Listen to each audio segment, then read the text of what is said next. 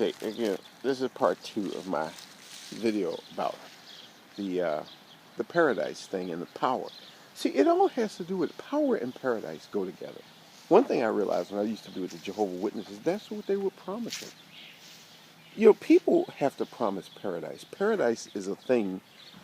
It's one of these funny things. If I found some gold, people want gold. Let's say if I had some land and I was digging for something, I found gold in my land.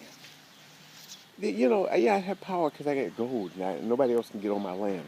I can hire people with guns to keep people off.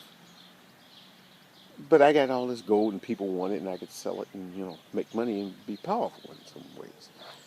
But the thing is that when it comes to things like a promise of a great utopia or paradise or something, you got to sell the story. It's the story that they want the reality of it if you could make it true. I have the keys to salvation. Missy, come here. Come here. Come here.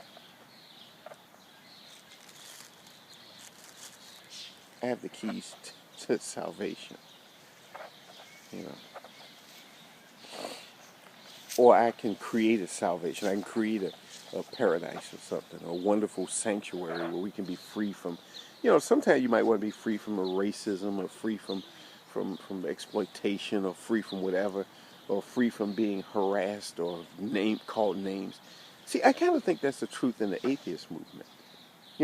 I'm not an evangelical. I think people would say, "Oh, you one of them evangelical people." No, I'm not. I'm a long motherfucking way. I used to be with the Jehovah's Witnesses, which is kind of almost, like that. But the thing is that people always promise some type of paradise, and it is the same thing. What the Jehovah's Witnesses promise and what the atheist movement promises is the same thing. They kind of promise a wonderful world. If we could get rid of all the religion in the world, everything would be perfect. We would live in this wonderful world, this wonderful paradise, this wonderful place, if we could get rid of all the religion. And each leader, everybody follows them. And that's what makes them powerful, because they are the voices that move you toward this great, wonderful world. And it's not only just with atheist movement. It's also like with money groups. Like these, what's that the guy, the rich dad, poor dad guy. You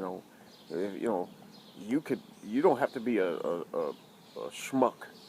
You could, don't work your 9 to 5 job. Join my group and you can make a lot of money. Or people with these different groups like Amway. If you do this, you could live financial free. Or what's that other one, the Synergy thing.